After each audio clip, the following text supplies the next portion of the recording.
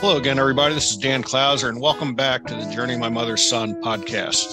Today I'm joined by David Combs, who's a songwriter, photographer, entrepreneur, and author with 4 decades of experience writing over 120 songs and creating 14 albums of soothing, relaxing, instrumental piano music. The songwriting began with the now popular Rachel's Song. His soothing, relaxing music has been played millions of times worldwide on radio, satellite, and all internet streaming media, and it continues to touch the lives of millions of people all over the world. He's also an author of the best-selling new book, Touched by the Music, which we'll talk about here, which is how the story and music of Rachel's Song can change your life. Dave, thanks for joining me today. Thanks, Dan. Thanks for inviting me. I'm looking forward to it. Absolutely. So let's go back to the beginning. What got you into music in the first place? Well, this is going to sound funny. I was born. I was born into a musical family. I had no choice. My mother and father both played the piano. My grandmother Combs taught my father how to play by ear, and Granny Combs could play the old auto harp and the pump organ back. This is before electricity. She was born in 1894, and so she played music by ear, and she loved to sing. And as I was growing up, going to Granny's house was always, of course, great food. She was a great cook, but she loved music. She'd get her auto harp out, and I have her auto harp here in my hands for those that are watching.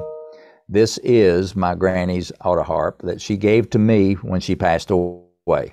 And she'd have me tune it up, and she'd say, okay, tune it up for me. She called me David. I go by Dave now, but she said, tune it up for me, David. And said, and I'd hand it back to her, and she'd just tear loose playing that thing. And she played it much more fancy than I did there, just strumming it. But she could play it and sing, and so I grew up around music with my family and church and all that, all my whole life. So music's just a part of my DNA and part of my bones, I guess. Yeah, so like you said, you really had no choice. That was just your childhood. You everywhere, and you just jumped right in, I guess.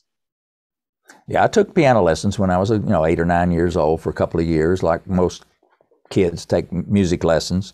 So I learned how to read music and really taught myself how to read and play music from the hymnal.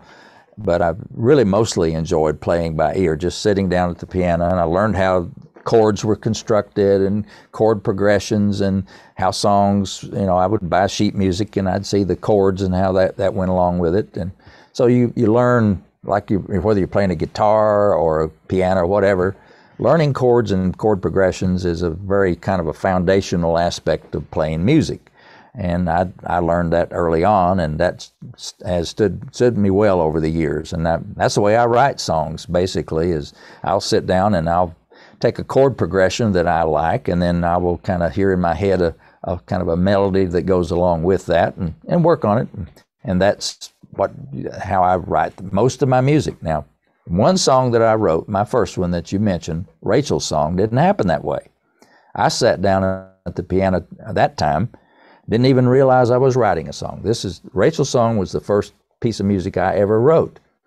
And I was 33 years old when that happened. I came home from work from Western Electric, AT&T, where I was working, and my way of relaxing is to sit at the piano and play something. And I sat down, and that time, I didn't just play chords or play some sheet music. For some reason, I played this song, and it never changed. It just flowed right through me. I just right onto the piano. I played it.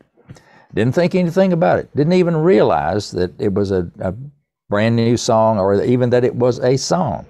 My wife came home from work a couple of days later and said, Dave, what's this song that I've been humming in my head all day long? And she hummed a little bit of it, and I said, well, it doesn't have a name. And she said, I know, you play it on the piano all the time. It's got to have a name. I said, well, it's just something I made up. Well, she got all excited and said, what? You wrote that? I said, well, I guess I made it up. She said, have you written it down? I said, no, I've got it up in my mind. It is not going anywhere. And she says, you got to write that down because something might happen to you and that song would be gone. So I said, okay, yes, ma'am, I will. So I did. I wrote it down on a piece of paper, And I have in my hands here, for those of you watching, the piece of paper I wrote it down on. You'll notice that it just says copyright David M. Combs, 1981 at the top, no name. And then there's the notes, just the melody and the chords above it. C, A minor, D minor ninth, D minor seventh, and so forth. It's just got a very simple 3 lines of music here on a piece of paper. Put that in my piano bench, and she's happy and I'm happy, and so there's my song. We tried to think of a name for it. Nope, nothing ever came and nothing ever fit. 2 years later, some friends of ours had a little baby girl named Rachel. They asked me and Linda to be her godparents. So at little Rachel's christening service, a little country church out on a Saturday, we're there with the family and the minister and us in this little country church. And up at the front of the platform at the church is a baby grand piano. And so I'm sitting there in the pew at the church listening to this wonderful service for little Rachel. And toward the end of the formal part of the service, I punched Linda and I said, "Hey, what if I play this tune that I've written now on the piano? It just seems a perfect fit for this occasion." She said, "Great." So I went up to the family and the minister and asked them if it'd be okay if I played a song on the piano. You know, I wasn't trying to crash the party here they didn't come to hear me play a concert.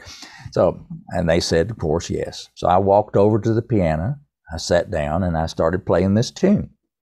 And I got most of the way through it, and I hear in the audience, I hear people clearing their throat and little sniffles here and there, and I noticed my eyes were getting a bit moist, and it was a very emotional thing. I finished the song, and I looked over at little Rachel being held in the arms of her mother, and I said, "From now on, this song will be called Rachel's Song in her honor." And Dan, that is how the song got its name. And it has been the perfect fit, just absolutely. Wow, that's incredible. So in between the time when you first played it till it got its name, were there any other songs that you wrote in that time period? Nope, absolutely none. I really didn't even think of myself as a songwriter, that kind of concept, or I had no idea what was going to happen with this song. You know, it was just something I enjoyed playing. And I enjoyed playing other favorite songs that other people had written. And it wasn't until after I got Rachel's song recorded as a demo in Nashville, Tennessee. I went to Nashville. I was working in Nashville at the time during the week, cutting over some software at a factory. And Linda said, "While you're in Nashville, why don't you get a demo recording made professionally of Rachel's song?" I said, "Okay, that's a good idea." So to make a long story short, I found a studio and a musician to get a demo recording made of Rachel's song. The musician's name is Gary Prim. Remember that, because he is like a brother to me now. He and I have recorded over 170 songs now, but back then he just recorded Rachel's song for me the first time. And the recording that you hear when you hear Rachel's song played from my website, right in the middle of my homepage is a link, you know, that says play Rachel's song.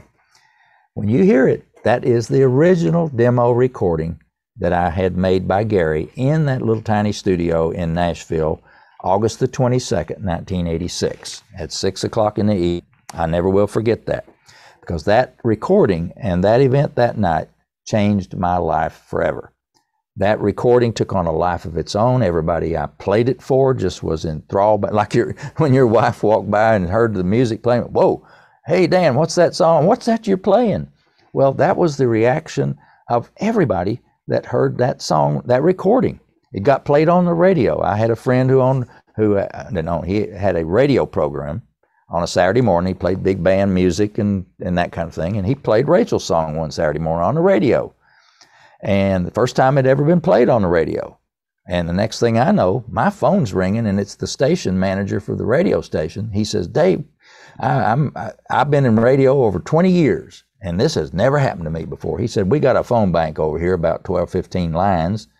When Bob played that Rachel song on the radio this morning," he said, "all our phone lines lit up." He said, "People were calling in, 'Hey,' like your wife did, 'Hey, what's that song you're playing? Would you play that again? Tell me more about this.'"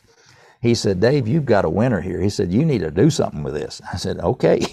And those are when the wheels started turning, and you begin to realize, hey, this is bigger than me. Yeah. I got to do something. And so I eventually got it played on every radio, easy listening station in the entire country. Wow. Yeah. And it is a magical song. You know, you alluded to the story that I was telling you before we were recording. I mean, I was doing research on you before the interview, you know, doing my homework, and I clicked it and played it. And my wife was in the other room, and yeah, she walked in and she's like, what are you playing? And I was like, it's, you know, this song from this guy I'm going to, you know, have on the podcast. And she's like, man, that is just beautiful. And I'm like, yeah, isn't it? So yeah, it is. There's magic behind that song. Absolute magic. And so after you understood that you had something here, at what point did you start writing more regularly then? Well, I realized, because people would start, you know, once it got played on radio stations all over the country, I started getting mail from people, fan mail, and they'd track me down and say, you know, I want my copy of this Rachel song. And I ended up having to, you know, get more. Actually, first thing I did was make a 45 record of it, because all I had was one song. I'd not written anymore. You asked me about more. No, it was not until 1988, 2 years later, that I went back to the studio and recorded more songs. But it took me 2 years to write some more music to have an album, because I realized I needed an album. I couldn't live the rest of my life with just one little song on a 45, you know, the record with the big hole in the middle, the 45 7-inch record. That was all I had. Well, people were saying, you know, when are you going to write something else? And so I was really encouraged. And so I did. I sat down at the piano and I surprised myself. When I did try to write a song, I could. And I thought, wow, I can do this. I wonder why nobody ever told me I could write music. It was really weird, because I'd grown up in music all my life. I had been a choir director. I had played the piano for church. And nobody had ever said, Dave Combs, why don't you write your own music? Never occurred to me, not until then. So once I started, though, I tore loose. I created the first 6, 7 songs. I didn't even wait till I had 15 or so. I took my first 7 songs. Went to Nashville with Gary Prim again. We got in the studio and we recorded more music, and I released my first album, Rachel's Song, with actually the first 7 songs I ever wrote are on this album. And then I had a CD and a cassette tape, an album that I could sell to people. And people would write to me, and I'd say, okay, $10 for a cassette and $14 for a CD, and I'd mail them off to them. And that had to be a pretty big. I had to hire somebody to help me take care of all the mailing and answering the phone and all that thing. Well, it grew. It started growing. And then I realized, well, no, I can't. This has got to be bigger than just radio airplay. I got to get this out there in the retail stores somewhere. So I started approaching the record store. Back then we did have record stores. We don't have them anymore, but you remember them. I think it was Record Bar, and what was the other one? I can't remember the names of the others, but none of them are in business anymore. Is the reason we can't remember the names of them. But they wouldn't have anything to do with me. They were only interested in popular, musicians that were promoted, or rock or country, or classical music, jazz music. Those, and I wasn't any of those. I was just an instrumental piano music. Well, so I got nowhere. I was very disappointed. And that was, for an entrepreneur, you're used to this kind of you hit a wall. What am I going to do now? I got to figure out what I do next. I'm not going to stop. I know that I got to do something. I don't know what. And I'd like to take credit for having this brilliant idea of how to sell my music, but it wasn't my idea. A friend of mine that I worked with, she says, Dave, would you give me one of your CDs of Rachel's Song to let me give it to a lady my best friend, who owns a gift shop in Old Town Alexandria. And I was working in Bethesda, Maryland at the time for AT&T. And so I gave her a CD of Rachel's Song, and she gave it to her friend Jane, who owned this gift shop. And the name of the shop was called America. She sold everything red, white, and blue. If it was patriotic, she sold it in that shop. And she played music. She had a CD player, and she played John Philip Sousa and all the patriotic kind of music. Well, she had a 5 CD changer, and she put Rachel's Song CD in there. Well, you'd go around with John Philip Sousa, all this really rock, good heart pumping music, you know. And then here'd come Rachel's song. And the contrast between John Philip Sousa and Rachel's song, it probably couldn't be any more different in terms of tone and whatever. Right. And so the next thing I know, I get a call from this Jane that owns the shop. She says, "Dave, you got to help me out." She said, "I got a problem. Everybody that hears Rachel's song in my shop wants to buy it, and I don't have it for sale." I said, "Okay, well, I think we can solve that problem." So we reached an agreement on the wholesale price, and she said, "And can you bring me some tonight?" I said, "Yep." So that evening, Linda and I packaged up a box of tapes and CDs. We went down to Old Town Alexandria and gave Jane a box of music. And thought, well, this is interesting. We'll see how this plays out. Well, a couple of days later, I get another phone call from Jane, and she says, "Dave, I got another problem. Those are all gone, and I need some more quick. Can you bring me some more tonight?" I said, "Okay." So, and how about doubling the order this time? "Okay." All right. So we boxed up another box of CDs, went down to Old Town, gave her the big box of CDs and tapes. Then we went out for a nice dinner in Old Town, then we came home. Linda and I made that trip every week for over a year, and Jane sold thousands of tapes and CDs out of that one little gift shop on King Street in Old Town Alexandria. Amazing. And that's when the business model kicked in to me, because I have my MBA at Wake Forest University, so I am a business person. I'm a computer person as well. I started my career as a math physics major and a computer programmer, so I know how to handle computers and spreadsheets. So I made me a spreadsheet of that one little gift shop with, called America in Old Town. I put in that spreadsheet how many tapes, how many CDs she'd sold, what they cost me, and then the difference, how much she paid me for each one, and then the difference was my gross profit. And it added all up, the bottom line's my gross profit. Well, that was an attractive looking number. I said, okay, let's see what happens here. Let's make another column, and let's say I can find one gift shop like hers in each state, just one in all 50 states. Let's do 50 gift shops. Well, you do that, the numbers, and adds up at the bottom line. Wow, well, that's a pretty good looking number for gross profit. And I said, okay, let's not get greedy, but let's say I can do 5 gift shops in every state, just 250 out of the whole United States. Column 3 with 250 times column 1. Look at the bottom line gross profit number. "Linda, come over here and look at this number." I said, "You're not going to believe this. This number is more than twice what I make at AT&T. I said, "I know what we got to do. We got to find these other 249 gift shops. That's what we got to do." So that was the light bulb went off, and the business model that worked, and that's a principle of entrepreneurship, is you find a business model on a small scale that works, and then you multiply the heck out of it. That's a formula for success in just a couple of sentences. That's what the whole print, you can wrap everything around that.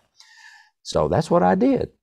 We started looking for other gift shops like this America shop. We'd go out on a weekend, we'd go to Occoquan, Virginia, or New Market, Maryland, or when we were home in North Carolina, we'd go to Blowing Rock, North Carolina, or Gatlinburg, Tennessee, find these gift shops. And sure enough, we would find shops that were playing pretty music in the shop. And when I gave them one of my CDs or tapes to play, they did. Their customers loved it. They became customers. So I grew my gift shops from that one to pretty soon I had 10, pretty soon I had 20, 25, and it was growing. And I thought, well, this is really working well. Well, after a while, you run out of territory that you can comfortably drive to and in a weekend, because I was still working. An RV. Yeah, well, I could have used your RV, yeah, and drove around. Now that's a good idea. If I had known that, I could have been the music RV of the country. I could just drive around, have my inventory in the back, and I would just be driving around with my music on wheels. There you go. But I didn't have that. But after a while, I ran out of, as I said, territory I could comfortably go to on a weekend. So Linda says, "Why don't you start calling? Just call gift shops and ask them." I said, "Well, I don't know whether that'll work or not, because I love to person to person. There's nothing to the eyeball to eyeball. I was, in sales and marketing part of my career too. So I love person to person. She said, no, we can't. It won't work. We've got to find a way to prospect by phone. Okay. So I said, okay, now how do I do this? I don't even know where the phone numbers are and where the gift shops are. We were living in Maryland at the time, and so I went down to the Library of Congress in D.C., across from the Capitol. And in there, they had, they may still have, but I doubt it, they had at that time a room full of phone books. Now, some people these days say, phone book, what in the world is that? But back then we had phone books with yellow pages in the back with gift shop listings if you wanted to know. So I would go to the Library of Congress. I'd find some places I wanted to call, look up the gift shops, make a Xerox copy of the gift shop yellow pages, bring that home, and then I'd get on the phone on the weekend and I'd start calling those places to ask them if they would consider playing and selling my music. And I would have to make, Dan, I would have to make 30 phone calls to get one prospect that would say yes. Now, that's a lot of phone calling. And as an entrepreneur, you have to get used to hearing the word no a lot. But you don't take it personally. And I came to just think of it as a not no, but not yet. So I just keep on calling. I knew that sooner or later I'd find one. And sure enough, well, that was a lot of phone calling. I mean, I'd call from 10 o'clock in the morning till my voice gave out about 6 o'clock at night. I mean, I was hundreds and hundreds of phone calls. My phone bill came in a box. This is back when they itemized and printed out on paper, and it literally came in a box. I thought, whoa, my! It's a good thing I worked for the phone company too, because I did get a little discount. Not a big one, but a little one. That was a lot of phone calling. And so I said, there's got to be a better way than this. And I thought, 1 in 30 is not a good hit rate. That's not very efficient work. I said, got to be. And I had noticed one particular thing. I had the best luck in calling when I would call a tourist town.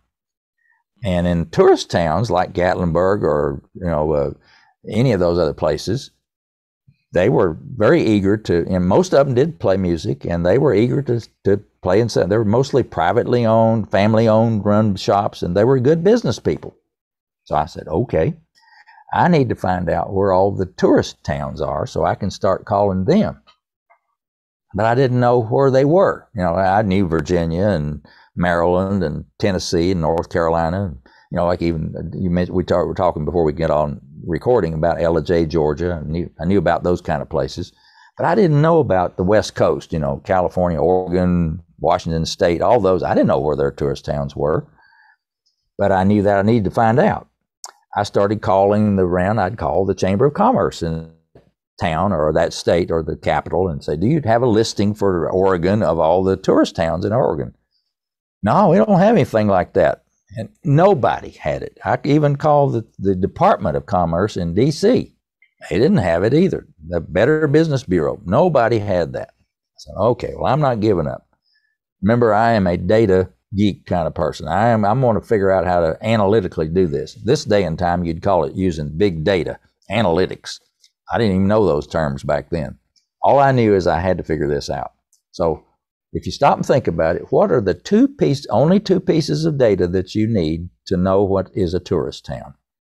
Number one, you need to know how many gift shops are in that little town. Okay? You can count them up. Go take a yellow page and you just count them up. There's Gatlinburg, Tennessee, 85 gift shops. All right?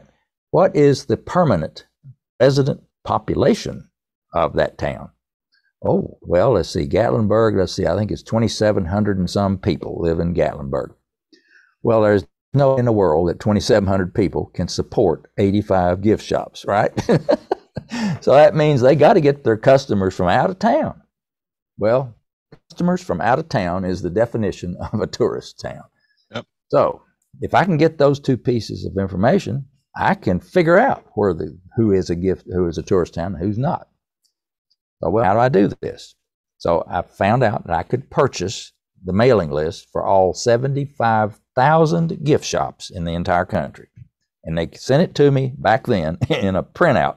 It was about 4 inches thick, this big wide green stripe computer paper, you know what I'm talking about, with the holes along the edge come off a big high-speed printer. And it was about $250 for this list. And that was a lot of money. But I had the name, address, phone number, everything of all 75,000 gift shops. But there's no way in the world Dave Combs can sit down and call 75,000 gift shops. I'd still be calling years later. It would take forever. So I said, okay, now I've got, at least I can count the number of gift shops in every town, because the printout was in alphabetical by town within state. Perfect. Count them up, and then I made me a spreadsheet with the town and how many gift shops. It took days of me going through that one by one, page by page, counting those up and putting them in my spreadsheet. I did it. Then the other piece of information I needed was how many people live in each of those towns. Okay.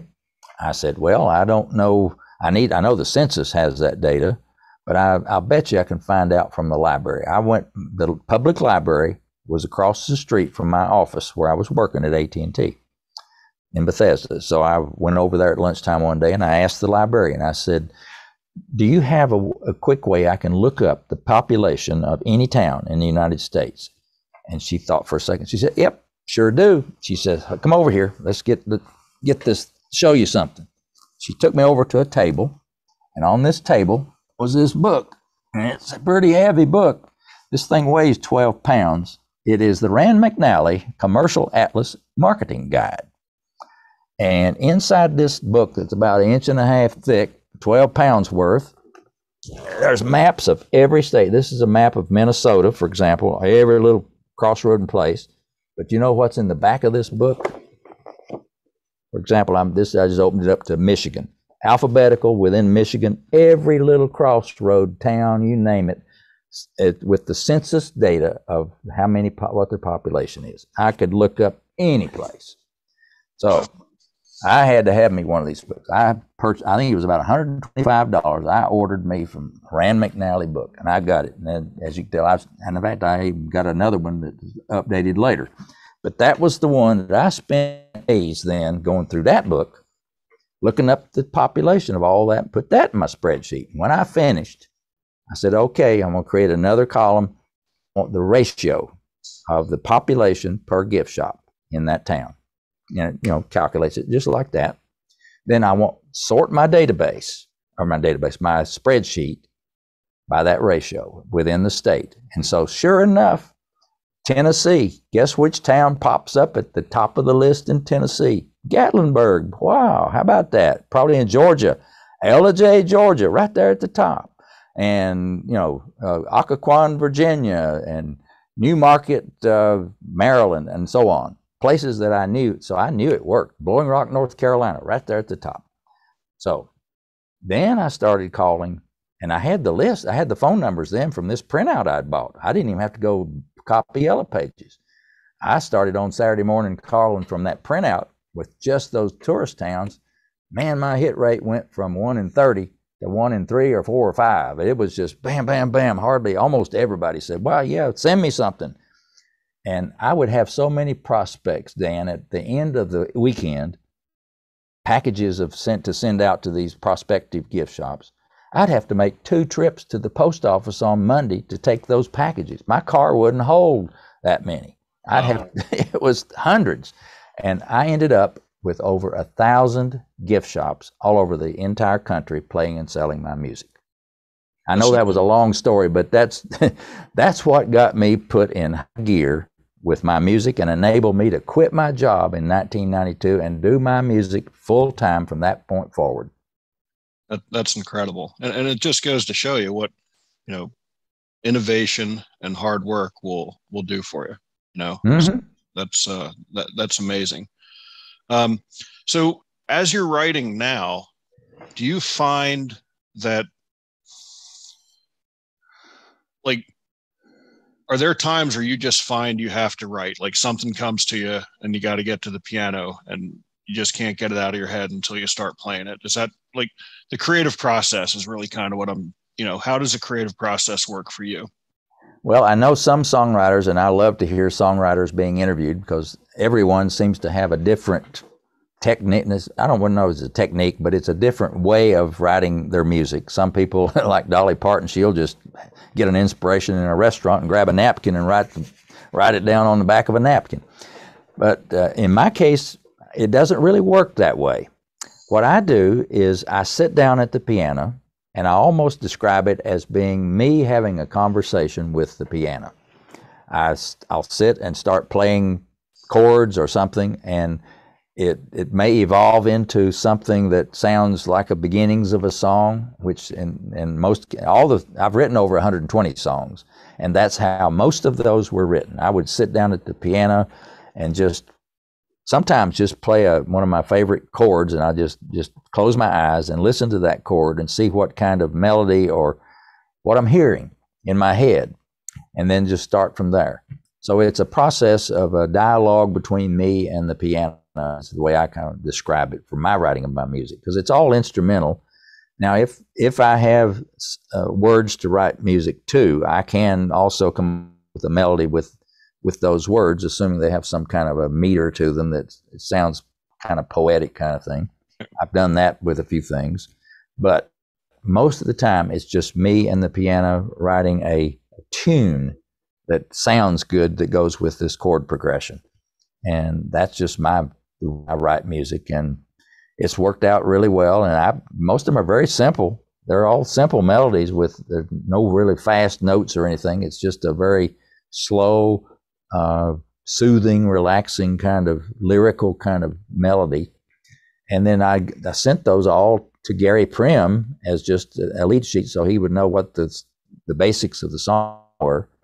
And his arrangements of my songs are exactly as I would want them to be. I mean, our compatibility and way of approaching the songs just happen to be just the perfect marriage of music, is in my opinion. He's just so gifted, and his ability to take what I write and create a beautiful arrangement of it and performance of it has just been amazing. He and I have recorded over 170 songs over 15 years of my music and other people's music. We've recorded a lot of favorite hymns as well. So, but that process of my imagining and composing the beginnings of the song and him finishing it out with his arrangement and performance has been just a great partnership between myself and Gary.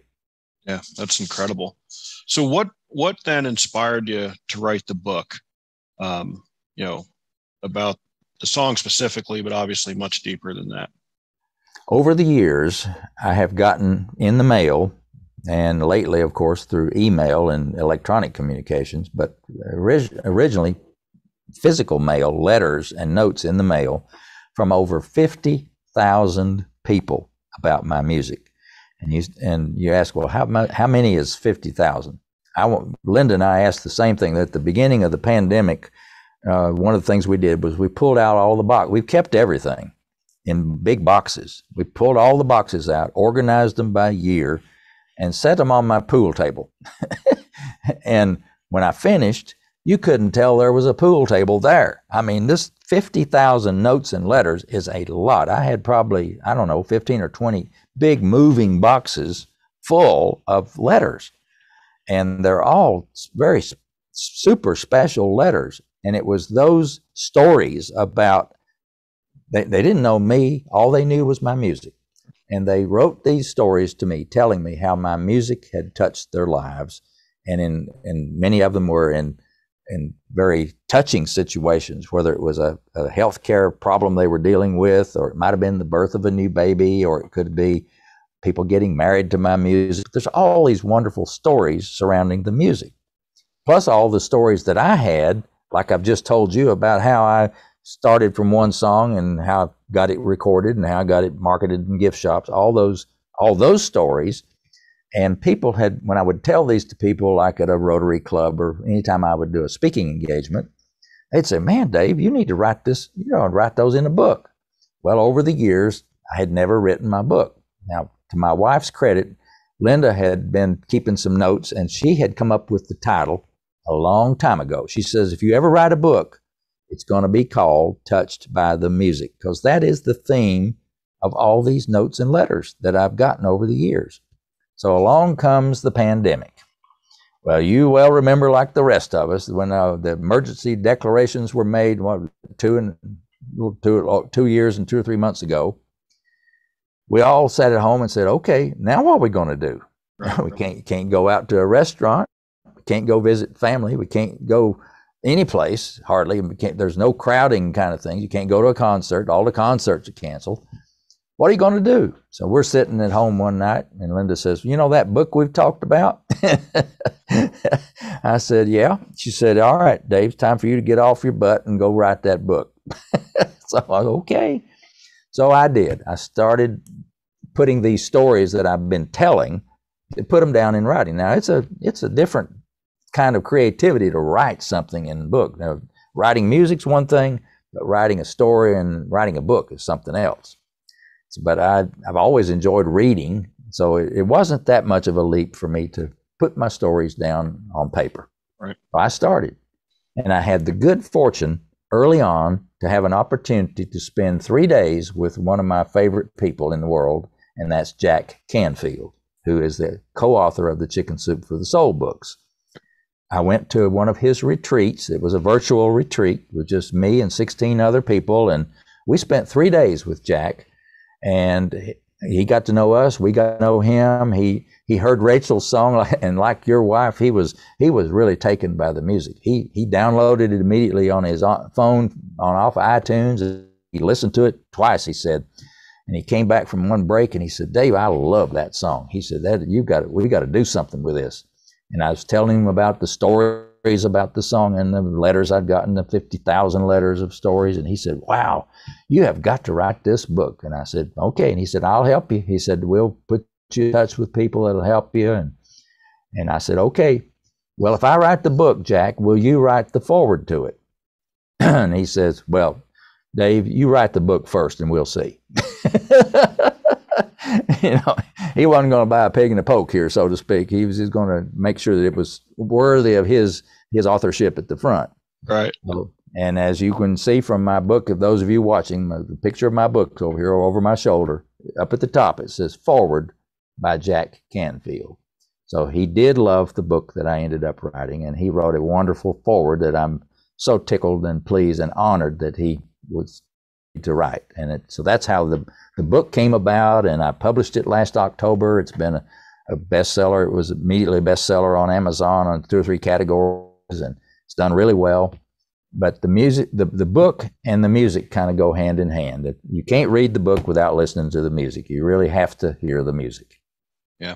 So, I mean, over the years, I mean, how inspiring was that for you as you would get these letters? I mean, because I know for myself, being an author and, having a blog, and you put something out there, and then again, somebody shoots you an email and says, "Man, that really just touched me." For whatever reason, they wrote it. The stars aligned and they wrote it, they read it at the exact same time for your music. They listened to it at the exact right time. But what did that do for you to kind of inspire you and just, kind of keep you going, continuing to write? It did exactly that, as you have experienced yourself. I mean, there is nothing more energizing and inspiring, and it's really hard to describe when you open up a letter or read an email or something that has those glowing words to say about something that you created and the connection between you and them, even though it's probably somebody you never met in your life. Yeah. But whatever you did, you created, made a difference in their life, and that's impactful. I mean, you have to say, I think I'm, the good Lord has put me here to do something, and I think I'm doing the right thing, and this is confirmation that I am doing the right thing and doing what I'm supposed to be doing. Yeah. Yeah, no, I feel the exact same way, and it is awesome, and it's very difficult to put into words how that makes you feel. But yeah, it definitely is like, yeah, I'm here for a reason. And even with Sandy and I traveling, I've been able to connect with a lot of my old players I'd coached, and sitting down with these guys, 10, 12, 15 years after you coached them and seeing what they've done with their lives, you're like, all right, now I know why I was doing it. Now I know why I spent all these hours at a field or whatever the case is. So that is really cool. So we're just about out of time, but how can people get your music, get the book? What's your website? How can they reach Dave? Well, I've made it very simple. If you can remember my last name of Combs, C-O-M-B-S, it's combsmusic.com. And it's a very simple web page. When you get there, you'll see on the left side of the page, you'll see the picture of my book, just like if you're watching this on a video, you'll see that. And underneath it will be a link that says buy now at Amazon.com or purchase from Amazon.com. And so you click on that link and it'll take you right to the page on Amazon where you can sample read some of the first couple of chapters of my book. You can listen to a sample of me reading the audible book. You can purchase the paperback book. You can buy a Kindle book, or if you're an Audible member, you can get the Audible audiobook version and listen to me read it to you.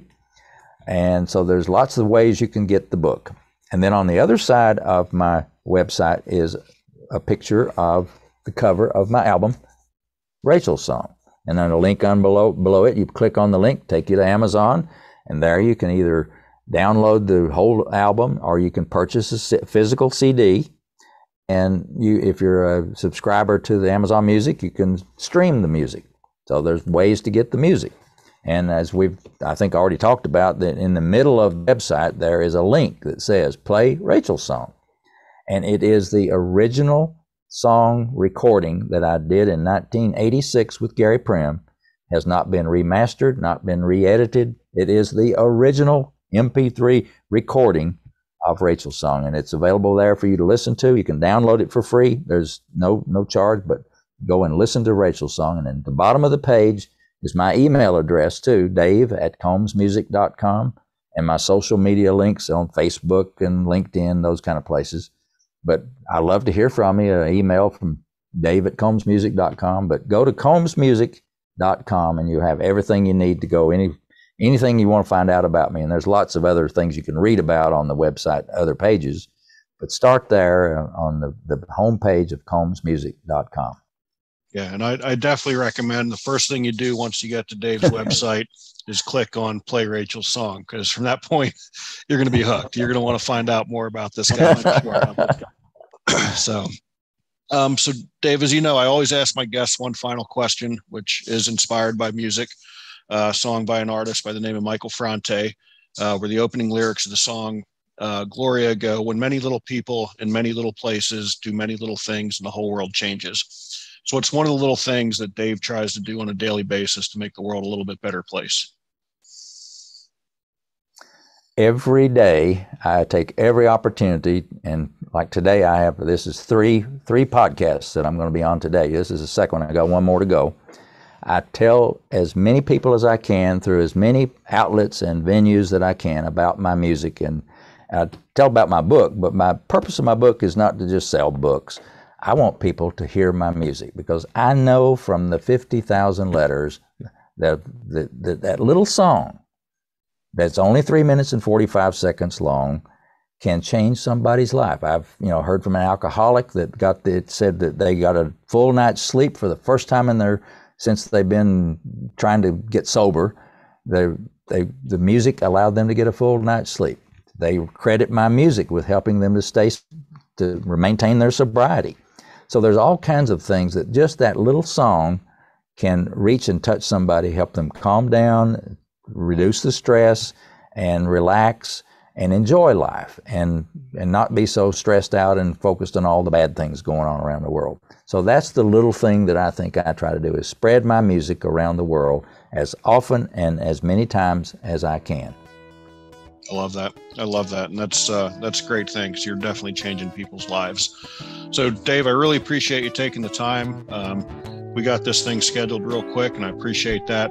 And again, I love talking to people about music. I appreciate you taking the time. And for everybody out there listening, be sure to check out my other podcasts and blogs at danclouser.com, and be sure to swing over to Amazon and pick up a copy of my book, The Journey of My Mother's Son, Volume 1, and then go ahead and pick up a copy of Dave's book too while you're on Amazon, and you can get them the same day. So Dave, really appreciate the time. Thanks again. Well, thank you, Dan, and please give my best to Sandy, and wish the best for all of you.